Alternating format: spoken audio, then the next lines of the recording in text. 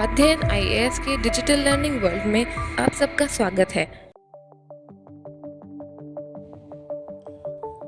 Current affairs, geography.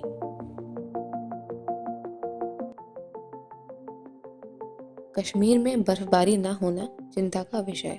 सर्दियों के मौसम के दौरान कश्मीर में बर्फबारी की अनुपस्थिति न केवल क्षेत्र के पर्यटन उद्योग को प्रभावित कर रही है, बल्कि स्थानीय पर्यावरण और अर्थव्यवस्था की दृष्टि से भी ये महत्वपूर्ण है।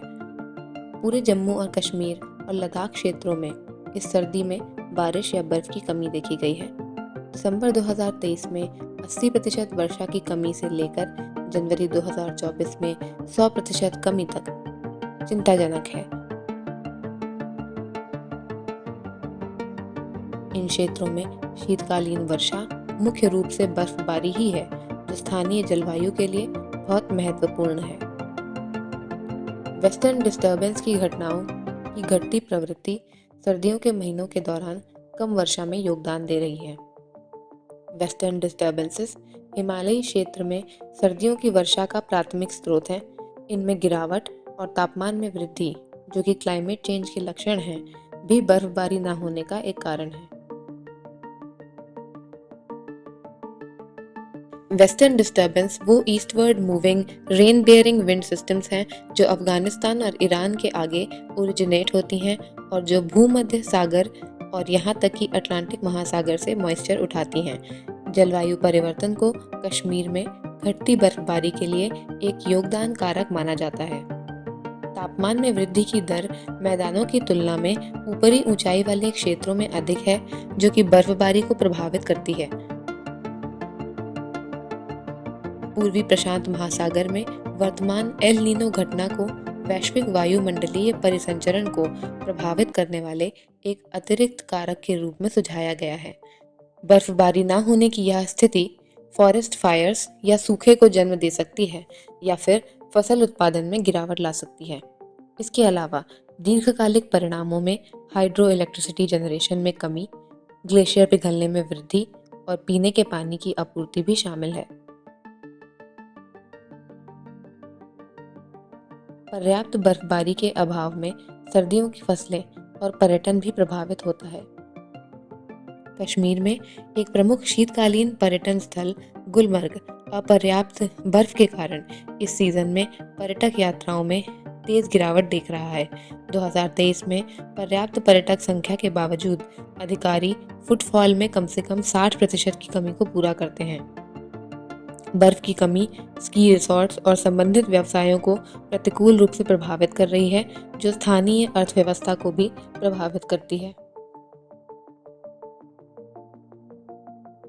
ग्रेट इंडियन बस्टर्ड के बचाव पर सुप्रीम कोर्ट ने उठाया सवाल।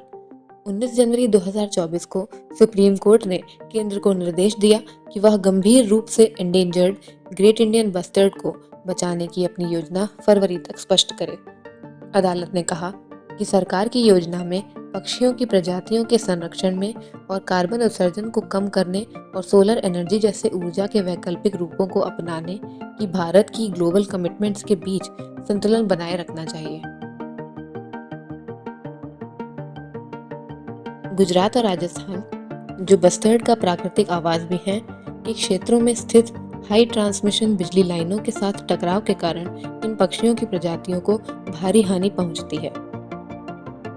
भारत के मुख्य न्यायाधीश DY चंद्रचूड़ की अध्यक्षता वाली 3 न्यायाधीशों की बेंच ने कहा कि सरकार को एक ऐसी योजना बनानी होगी जो इस प्रजाति को विलुप्त होने से बचाएगी।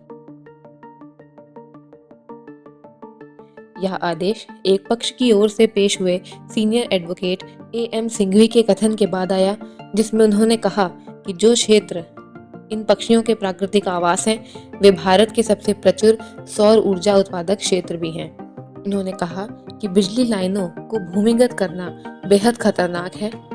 याचिकाकर्ता MK रंजीत सिंह की ओर से वरिष्ठ अधिवक्ता श्याम दीवान ने कहा कि दोनों राज्यों में पक्षियों के प्रमुख आवासों में लगाए गए बर्ड डाइवर्टर या तो घटिया थे, बिजली लाइनों पर टकराव जारी था या डाइवर्टर अभी भी गिरे हुए थे। मुख्य न्यायाधीश ने सवाल उठाया कि क्या बर्ड डाइवर्टर्स की प्रभावकारिता के बारे में कोई प्रमाणिक डेटा या सरकार निगरानी अध्ययन है, जिसके बाद शीर्ष कानून अधिकारी ने अगली तारीख 9 फरवरी तक एक विस्तृत हलफनामा दाखिल करने का कहा। अतः सुप्रीम कोर्ट की बेंच ने निर्देश दिया कि सरकार को एक योजना बनानी होगी जो ग्रेट इंडियन बस्टर्ड का गुजरात और राजस्थान में हाई ट्रांसमिशन बिजली लाइनों के साथ टकराव के कारण विलुप्त होने से बचाएगी।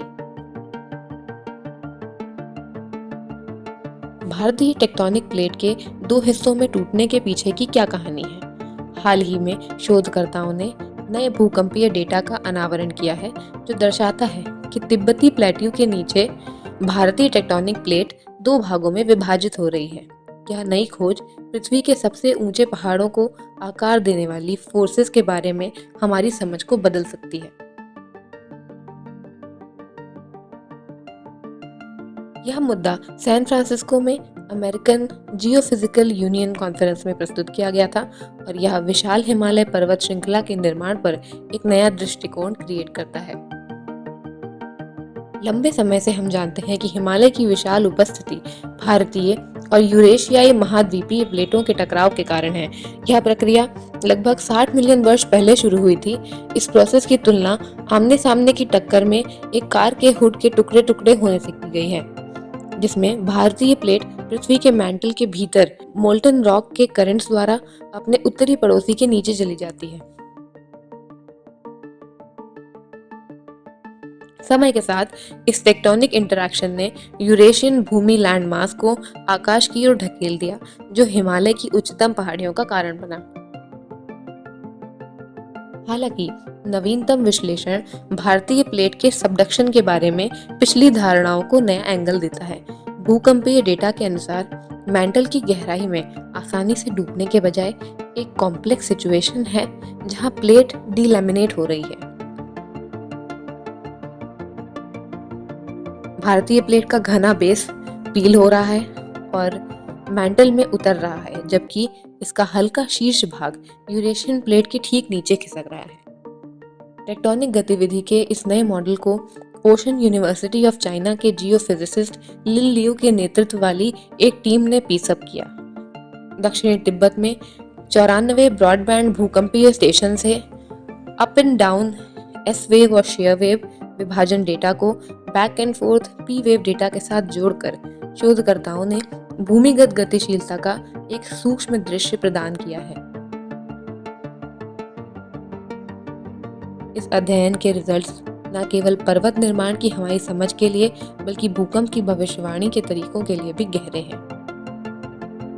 टेक्टोनिक प्लेटें कैसे परस्पर क्रिया करती हैं, इसकी स्पष्ट 3 डायमेंशनल छवि के साथ वैज्ञानिक पृथ्वी की सतह को विकास को बेहतर ढंग से समझ सकते हैं और संभावित रूप से अधिक सटीकता के साथ भूकंपीय घटनाओं का पूर्वानुमान भी लगा सकते हैं। कैबिनेट ने मिनिस्ट्री ऑफ अर्थ साइंसेज की कॉम्प्रिहेंसिव योजना अर्थ साइंस पृथ्वी को दी मंजूरी। 5 जनवरी 2024 को प्रधानमंत्री श्री नरेंद्र मोदी की अध्यक्षता में केंद्रीय मंत्रिमंडल ने पृथ्वी विज्ञान मंत्रालय की व्यापक योजना अर्थ साइंस पृथ्वी को 2021 से 26 की अवधि के दौरान कार्यान्वित किए जाने की मंजूरी दे दी। योजना की कुल लागत 4,797 करोड़ रुपए है। इस योजना के अंतर्गत चल रही 5 उप योजनाएं इस प्रकार हैं: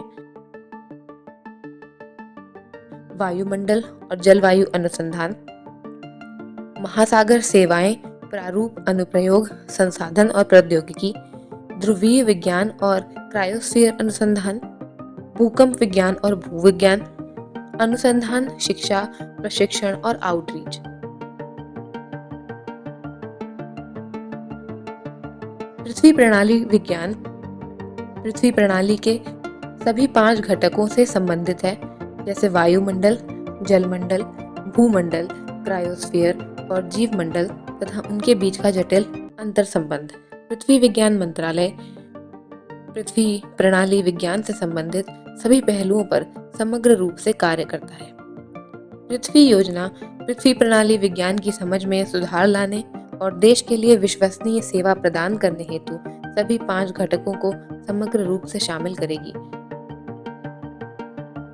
व्यापक पृथ्वी योजना के प्रमुख उद्देश्य हैं पृथ्वी प्रणाली और परिवर्तन के महत्वपूर्ण संकेतों को रिकॉर्ड करने के लिए वायुमंडल, महासागर, भूमंडल, क्रायोस्फीयर और ठोस पृथ्वी के लॉन्ग टर्म निरीक्षणों का एनहांसमेंट और रखरखाव, मौसम, महासागर और जलवायु खतरों को समझने और भविष्यवाणी करने तथा जलवायु परिवर्तन के विज्ञान को समझने के लिए फॉर्मेट सिस्टम्स का विकास, नई घटनाओं और संसाधनों की खोज करने की दिशा में पृथ्वी के ध्रुवीय और उच्च समुद्री क्षेत्रों की खोज, सामाजिक अनुप्रयोगों के लिए समुद्री संसाधनों की खोज हेतु प्रौद्योगिकी का विकास और संसाधनों का सतत उपयोग, पृथ्वी प्रणाली विज्ञान से प्राप्त ज्ञान और अंतर्दृष्टि का सामाजिक, पर्यावरणीय और आर्थिक लाभ के लिए सेवाओं के रूप में परिणत करना, पृथ्वी विज्ञान मंत्रालय का समाज के लिए मौसम, जलवायु, महासागर और तटीय राज्य जल विज्ञान, भूकंप विज्ञान और प्राकृतिक खतरों के संदर्भ में विज्ञान से सेवा प्रदान करने, देश के लिए सतत तरीके से समुद्री जीवित और निर्जीव संसाधनों की खोज करने और उनका दोहन करने तथा पृथ्वी के 3 ध्रुवों का अन्वेषण करने का कार्यादेश दिया गया है। इन सेवाओं में मौसम का पूर्वानुमान और उष्ण कटिबंधीय चक्रवात, तूफान, बाढ़, गर्मी, आंधी और बिजली जैसे विभिन्न प्राकृतिक आपदाओं के लिए चेतावनियां, सुनामी के लिए अलर्ट और भूकंप की निगरानी आदि शामिल हैं। एक झलक मुख्य खबरों पर। हाल ही में सर्रे विश्वविद्यालय की एक नई स्टडी से पता चला है कि जलवायु परिवर्तन एक विशेष डायरिया बीमारी के बढ़ते प्रसार से जुड़ा है। PLOS कम्प्यूटेशनल बायोलॉजी जर्नल में प्रकाशित अध्ययन में जांच की गई कि कैसे मौसम कैम्पिलोबैक्टीरियोसिस के संचरण को प्रभावित करता है। यह एक जीवाणु संक्रमण है जो दस्त और पेट दर्द का कारण बन सकता है।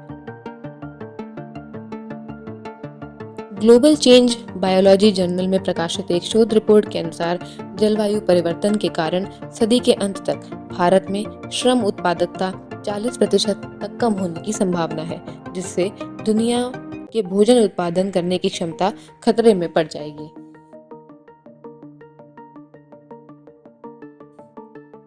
मंगलुरु, कर्नाटक में तमाम एनवायरमेंटल एंथुसियास्ट पेरिसरकागी नवु के एक बैनर तले एकजुट हुए हैं। इस गठबंधन के तहत जिला स्तर पर इकाइयां स्थापित की गई हैं जो पर्यावरण संरक्षण की टिकाऊ प्रथाओं के लिए समर्पित व्यक्तियों को एक साथ लाती हैं।